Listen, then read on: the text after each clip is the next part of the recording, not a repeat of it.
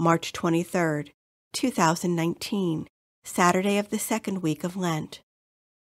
A reading from the book of the prophet Micah. Shepherd your people with your staff, the flock of your inheritance that dwells apart in a woodland in the midst of Carmel. Let them feed in Bashan and Gilead as in the days of old. As in the days when you came from the land of Egypt, show us wonderful signs.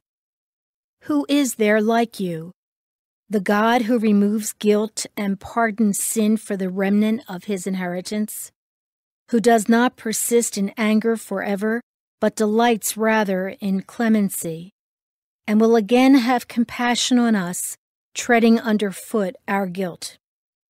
You will cast into the depths of the sea all our sins. You will show faithfulness to Jacob and grace to Abraham, as you have sworn to our fathers from days of old.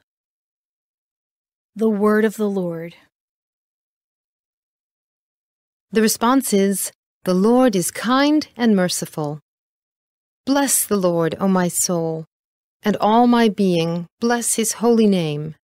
Bless the Lord, O my soul, and forget not all his benefits. The Lord is kind and merciful. He pardons all your iniquities. He heals all your ills. He redeems your life from destruction. He crowns you with kindness and compassion. The Lord is kind and merciful. He will not always chide, nor does he keep his wrath forever. Not according to our sins does he deal with us, nor does he requite us according to our crimes. The Lord is kind and merciful. For as the heavens are high above the earth, so surpassing is his kindness toward those who fear him. As far as the east is from the west, so far has he put our transgressions from us. The Lord is kind and merciful.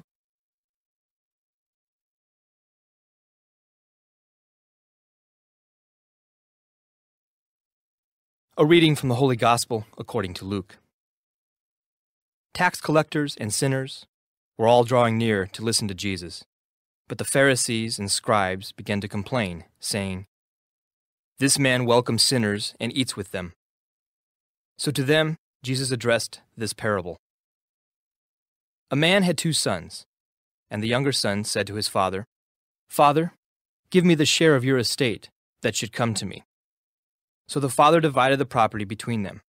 After a few days, the younger son collected all his belongings and set off to a distant country, where he squandered his inheritance on a life of dissipation. When he had freely spent everything, a severe famine struck that country, and he found himself in dire need. So he hired himself out to one of the local citizens, who sent him to his farm to tend the swine. And he longed to eat his fill of the pods on which the swine fed, but nobody gave him any. Coming to his senses, he thought, "How many of my father's hired workers have more than enough food to eat? But here am I, dying from hunger. I shall get up and go to my father, and I shall say to him, 'Father, I have sinned against heaven and against you. I no longer deserve to be called your son. Treat me as you would treat one of your hired workers.' So he got up and went back to his father. While he was still a long way off, his father caught sight of him and was filled with compassion. He ran to his son, embraced him, and kissed him. His son said to him, 'Father, I have sinned against heaven and against you. I no longer deserve to be called your son.' But his father ordered his servants, 'Quickly, bring the finest robe and put it on him. Put a ring on his finger and sandals on his feet. Take the fattened calf and slaughter it.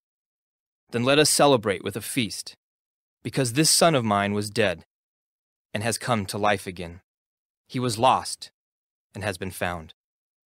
Then the celebration began. Now the older son had been out in the field, and, on his way back, as he neared the house, he heard the sound of music and dancing. He called one of the servants and asked what this might mean. The servant said to him, 'Your brother has returned, and your father has slaughtered the fattened calf, because he has him back safe and sound.' He became angry, and when he refused to enter the house, his father came out and pleaded with him. He said to his father in reply, "Look, all these years I served you, and not once did I disobey your orders. Yet you never gave me even a young goat to feast on with my friends. But when your son returns, who swallowed up your property with prostitutes, for him you slaughtered the fattened calf." He said to him, "My son, you are here with me always. Everything I have is yours. But now we must celebrate and rejoice, because your brother was dead and has come to life again. He was lost and has been found." The Gospel of the Lord.